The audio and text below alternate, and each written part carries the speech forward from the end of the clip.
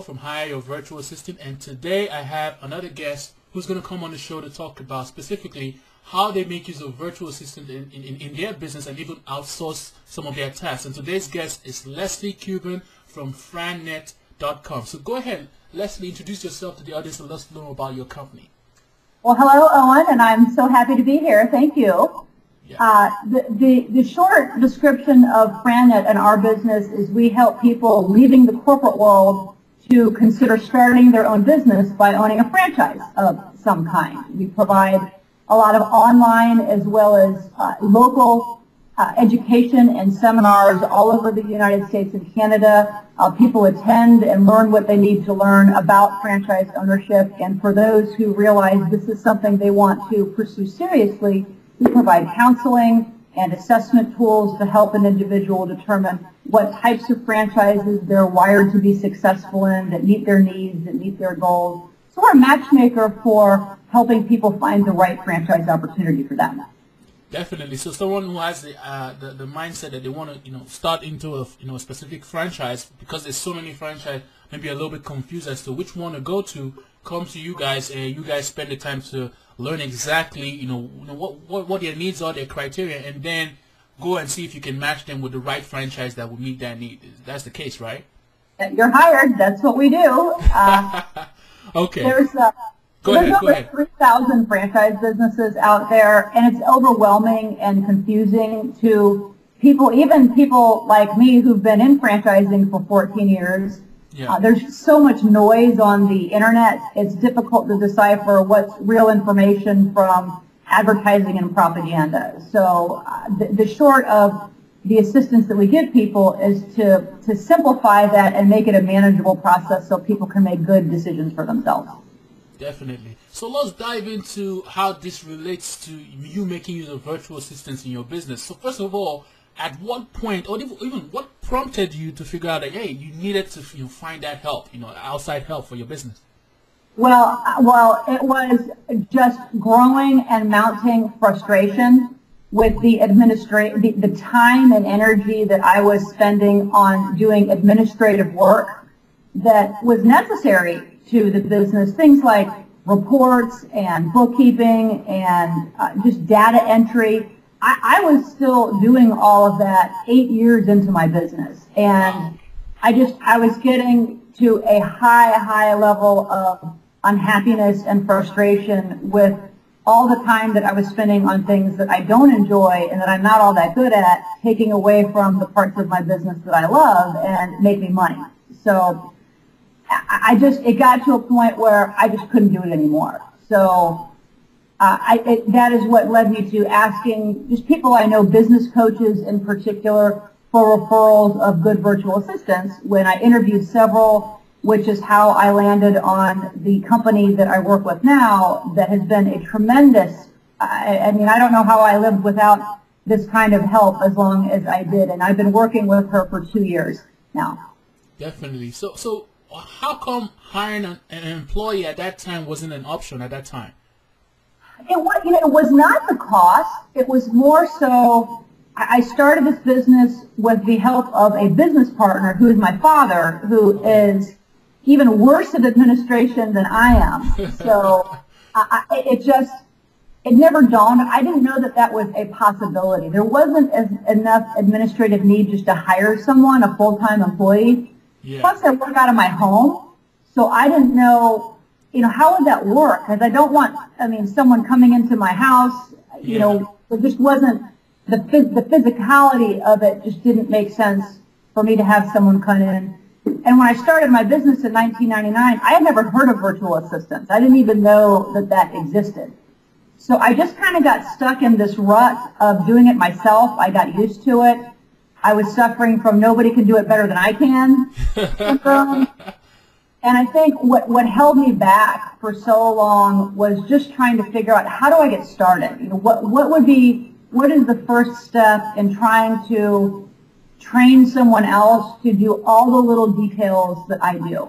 And again, it was just a breaking point where I was overworked, I was working way too many hours, I was exhausted, and just somewhere along the line there was a breaking point of, I can't grow my business any further if I keep doing all this administrative work myself.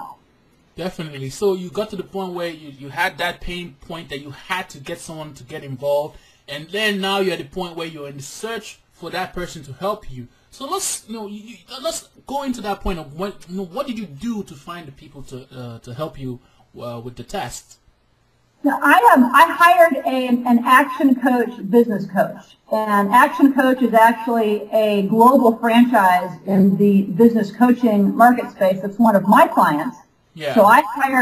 So they're my client and I'm their client, which is always nice. But I hired a woman who I helped acquire her business coaching franchise a few years prior to help me get started with that process of how do I start to dissect what I'm doing in my business and reorganize it so I can outsource activity to someone else. But that was, I mean, it was kind of a mess. Just the way that we were just internally organized needed to be restructured. So step one was hiring a general business coach to help me start rearranging my business processes and how I'm structured. So then step two was, okay, I've got this organized in a way now that I can start farming out simple tasks to somebody else.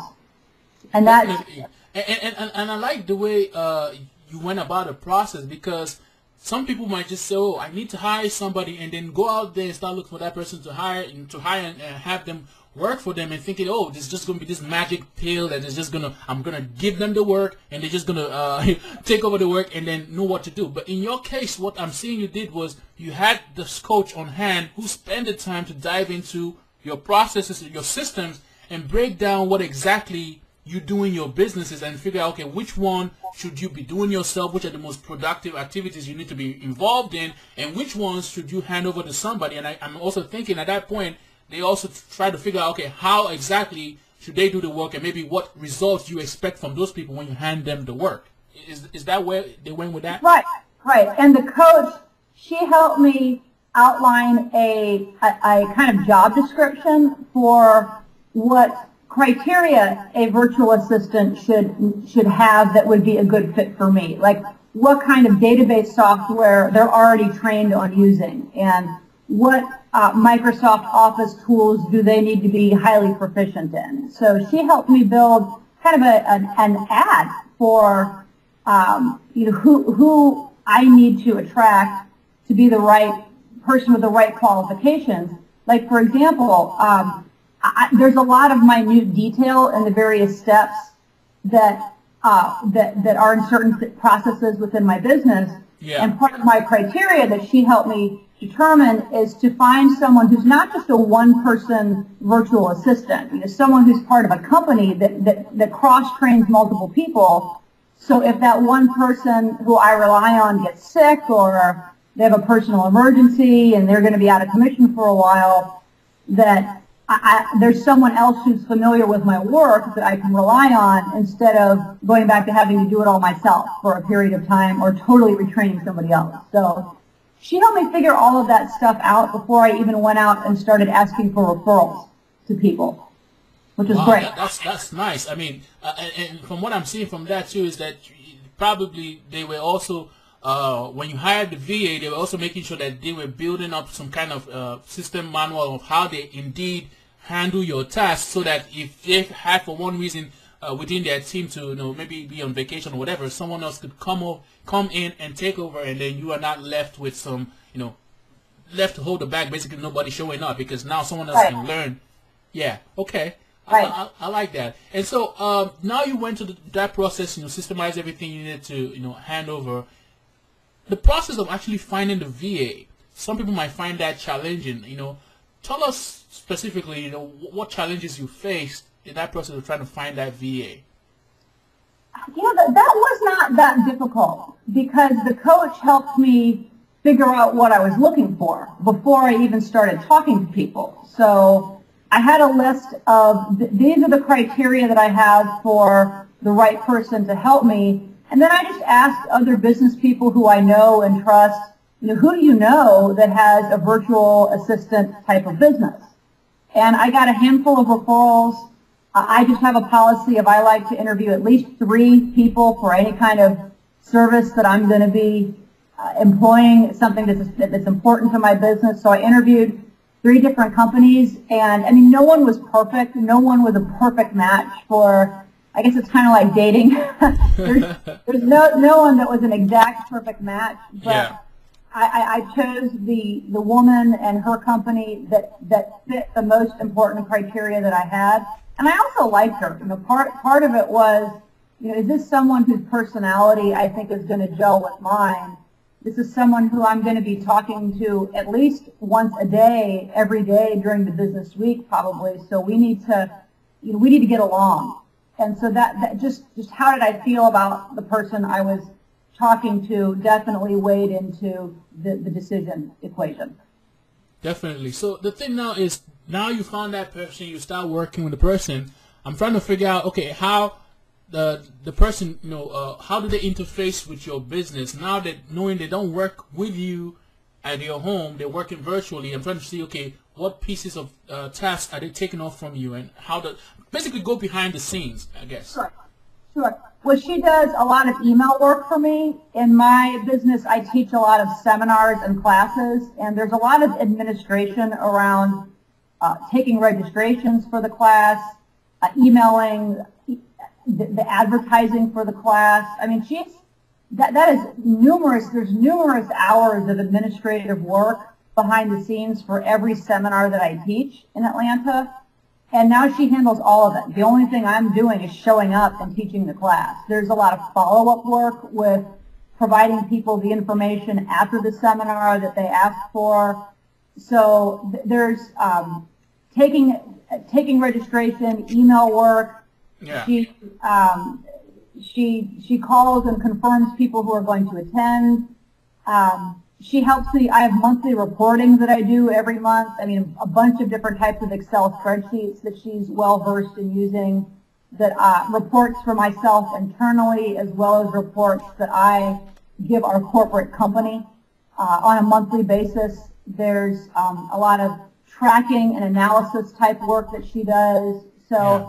I mean, I'm estimating that she's probably working about 40 hours a month for me, is what I'm guessing. And you know, I have a virtual machine set up inside my main system, because not all of the work can be done online out in the cloud. Some of it is housed on my main system. So we have the technology set up so that she can log in even if I'm here too, and it's not interfering with the work that I'm doing. Yeah. There's a lot of data entry. I mean, it's a long list of, and I have her, every time I pass on a new task to her, she's creating an operations manual for me. So she has a to-do list, and I have a 50-page operations manual. So if she gets sick, or she fires me, or we don't work together any longer, I have a document that I can then share with somebody else. It's not starting from scratch. So that's Definitely. a big project. Yeah. Definitely. And you said something that also I want to also cover as well, is that you also said that, you know, you have the virtual assistant to help you do some tasks, take off some tasks from your hands, but at the same time you also make use of, you know, automate certain things that you do. I guess making use of tools online, and basically, you know, taking your business on the cloud so that you can access certain things in your business wherever you are. So let's walk into that a little bit, in not necessarily the virtual assistant, but more on the automation part of your business. Yeah, there are certain things that I do every day. There are certain things that are weekly and monthly tasks. Like whenever I get new clients, a new client, she'll go and connect with them on LinkedIn for me. I send birthday cards to all of my clients. And after 12 years in business, that's a long list. So every day she is sending out the birthday cards for me using an online service. I have a couple of different email accounts that she's checking every day. So when you say automation, a lot of it is still, there's a labor element to it, but I don't have to be the one that does it all the time. Does that answer your question? Definitely. And what I was also thinking about with the automation thing was, yes, I know there's a human being that has to, you know, maybe initiate certain things, but I was trying to look at, you know, what online tools are you using to, you know, get several things done, because sometimes we want to talk about how the virtual assistant helps you, but sometimes we also want to talk about, what tools are they using to get that work done. Right. Owen, it's nothing fancy. I use sendoutcards.com, which is an online greeting card and gift company, to do gift giving and thank you notes. That's a really efficient tool. I love Google Documents. I use all the Google stuff, Google Reader, Google Docs. So we collaborate on spreadsheets and documents that are constantly being added to or evolved. Facebook from a marketing and communication, LinkedIn. I mean, I'm doing all the social media stuff. But other than that, I'm not really. There aren't any cool or unique. Yeah. Other than I think kind of the normal stuff that a lot of people probably do. That's the extent that I've gotten into online tools. Yeah, let's talk about even the social media stuff. How exactly are you making use of your virtual assistant with your social media marketing? She, like the events the seminars that I teach, she will go into my LinkedIn account and post the events and notify my contacts about them. She will go onto my Facebook. I'm also advertising my events on my Facebook page. So she'll log in and post that information. I've done a number of different kind of television interviews lately, so she'll go into my YouTube account and post anything that I do on TV or video. So she has access to all of these accounts, and just as needed, posting the information that is of value to my business. Definitely. So I see that you do a lot of events, via maybe, I'm assuming, webinars, seminar and all that. And in the same vein, you have your virtual assistant helping you to handle some of the administrative tasks that have to do specifically with these events. So someone might be listening to this and trying to figure out, okay, I want to start going to events myself, and I realize that I'm going to need that help. Let's dive in a little bit as to the process. For instance, if you wanted to run a webinar, where does that start, and how does that interface with your virtual assistant? Well, most of my events are live and in person here at my local market. I'm not doing, our company as a whole does a lot of webinar events, but the process is actually the same. I mean, the first and I would say most important part of it is advertising it, getting the word out there that, hey, I have this seminar and it's a good investment of your time to come and learn about what I have to teach and say. So my virtual assistant, her name is Bevan. She goes into the, it's not Constant Contact, but it's a software system similar to it, and constructs all the templates and updates all the pertinent date information and location information for so like an email autoresponder? Yes, and she creates the landing pages. So I have a large database of several thousand people who have inquired into my business over the years, and I communicate with them by email periodically. She writes it, she creates the template, she schedules it, she sends it out. People will then, there's a way for people to sign up to attend my events through this email, and she's responsible for compiling that information, confirming that they are going to attend, and some of it's by phone, some of it's by email. But it's all behind the scenes, and I don't do any of it anymore. This is all things that I used to do, and I never realized just how many hours that takes when you're doing up 50 events a year, which is on average what I do. Wow. So basically, she helps with the marketing part of it, where she's helping you, and you're not having to deal with that stuff. And so by marketing, you mean creating the template that you use for the email blast to send out to people on your list. And in regards to trying to get people who are not currently on your list, how does she help you with the marketing of the events to get people who are not on your list involved, to get interested in the event? That's not something that she's working a lot on. Okay. I've hired a marketing assistant who is a different person than my virtual assistant, who is helping me with, again, utilizing Facebook and LinkedIn more wisely, just in my activity in those mediums that are attracting people to me. And if they're attracted to my page or to my profile, they're going to see that I have these events. So my virtual assistant is not someone who I look to help me with the creative and strategic side of marketing. She's excellent at the tactical side of marketing, but I have hired someone else who, and the two of them work hand in hand together. That they have many conversations without me. That the marketing person is helping with the creative content, and then the virtual assistant is putting it into action. And I'm curious as to why you decided to separate them and have one work more on the tactical side and one work on the creative side. I'm just trying to figure out why. Because I don't think it's not the same skill set. The person I hired on marketing, I mean, she comes from a marketing career, not an administrative career. And so, and the one person, I mean, my marketing person, her name is Susan. I mean, she's excellent at the creative, how do we create engaging content that's going to attract new people to come to your class? She has a high familiarity with public relations and how to work that channel, which a virtual assistant does not. My virtual assistant is great at the putting it into action, but she's not the creative arm.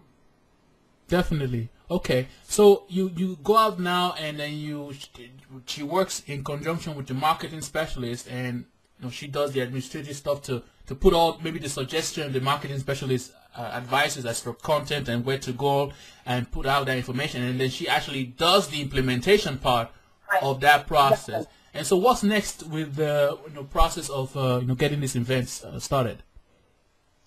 Well, I haven't really taken it to the next level yet, which is part of my 2011 goals, I'm going to implement more interactive media, video like we're doing now, into my seminar and education program. I don't know exactly how that's going to look or what the first steps of that are, but I have, what's important is that I have the right people on my team. The combination of my marketing assistant and my virtual administrative assistant, I'm fully confident that whatever we come up with, we're going to be able to execute quickly because they're already in place. They know me, they know my business, they know how I like to work. So it will make for faster facilitation of whatever else I decide to add on my plate. Definitely, and since you do a lot of live seminars, I'm even thinking maybe a suggestion might be, if you want to make it more interactive and engage more people who are not able to be there currently at the live event, maybe you can consider using what's it called? Like live streaming. It's called Ustream. I don't know if that's something you're thinking of too. Yeah, the technology is out there, and that's the sort of thing that my marketing assistant she's already well versed in that, and that's in the plan. It's time to give my marketing yet another facelift, which I'm very excited about. The live events are important to continue to do because I still think at the end of the day, people still like the face-to-face, the in-person contact, which video does to some extent, but people still, if they're given the choice, most people prefer to come to my live event versus a online or virtual event of some kind. But there are people who cannot attend for schedule reasons or travel reasons, so the next best thing is certainly a live streaming event or recorded tutorials of some kind. I mean, that's necessary and definitely in the plans for 2011. And it's my marketing coordinator, she's already lined up some resources that can help me do that. So I don't know exactly how it's going to look, but I think by this time next year it will be in place. As long as you have the plan and you have the ability to implement it, you get there and try and see how it goes. And I'm also curious as to, now that, okay, you've marketed for the event, you've had people now come to the event now, how does the VA interface with them, kind of like managing the event while you're doing what you're doing, which is presenting? I'm trying to figure out the dynamics in that. Okay. Well, she does not attend the event. She doesn't need to. The day of the event, she has a list created with all the people who are attending. They're confirmed. They know where to go, where to park. They know what to expect. They attend the event. I give the seminar. We leave. We have a an evaluation form that people fill out for us before they leave the event. I come home to my home office. I fax all of those evaluations to my virtual assistant, and she has a checklist of about 10 things that she does after. She's waiting on me to fax the evaluations and an attendance sheet to her. But after I do that, she knows exactly what to do. She is sending each of the people who attended certain pieces of information that they have requested. She is entering them into my database in the appropriate way and categorizing them appropriately so that the right people are getting the right type of ongoing communication from me. Definitely. So there's a whole procedure and checklist that is the same with every event. So it's very automated. And she's the one who's done it, and I'm not the one doing those activities anymore. Wow, I like that. I see how you have a marketing engine where you're getting people to have that interest in what you're doing, bringing them all in. She helps you with the whole process of giving them the right kind of information, even signing them up for the event, giving them all the information as to where to park and what time to be there, and then though she's working virtually for you. When the event starts, you handle the presentation and all that, and then you as a result would get a questionnaire or evaluation of some kind of information back from them, and then that goes back to your virtual assistant by fax. And then the next step of the process, which I'm thinking is kind of the follow-up process to try and walk them down the pipeline to where they become a client. She also handles that as well. Right. That when someone becomes a client, what they're in my business, they're filling out a questionnaire, and as soon as I get the questionnaire, I give it to her, and she is taking the information from the questionnaire, and there's data entry to be done after we receive a questionnaire. There's a whole, again, email follow-up process that she is. I have a 22 email set that over the course of 2 months goes out to all of my clients. And she is the one that's at the right, it's all timed appropriately, and she's the one setting the schedule and then just sending out the appropriate emails at the appropriate time for the 15 to 20 clients that I will be working with simultaneously. Okay, and definitely now that you're talking about now more on the automation side, where yes, she helps out with certain things, but now when it comes to the follow-up part, you've taken the time to create some kind of automatic emails that goes out at the schedules that she set, and it goes out to the people who signed the forms at the meeting, right? So now those people that actually showed the interest to take it to the next level, they receive those emails, and as soon as they send back information or like a response to the email, I guess it goes back to the virtual assistant that processes it and make sure that, okay, what's the next step, and then you handle that from there. I like that. She knows when she receives certain emails back exactly what to do with them. Definitely. And it's just so funny, how I interview different guests, and when they come on, there's seven different ways in which the process all goes in regards to how they outsourcing tasks and making use of virtual assistant. And today it just turns out that we've kind of really focused on the events parts of making use of a virtual assistant, and seeing your process. I'm sure there are a lot of people that just will hear this and can say, oh, well, how can I even take this to the next level? And I really appreciate you coming on the show to share this kind of information with us. And before I let you go, I want to find out if there's anybody who's decided that they want to have some form of events driven type of marketing and want to have a virtual assistant involved with that. What would be that one thing you would tell them to encourage them to move forward with the process?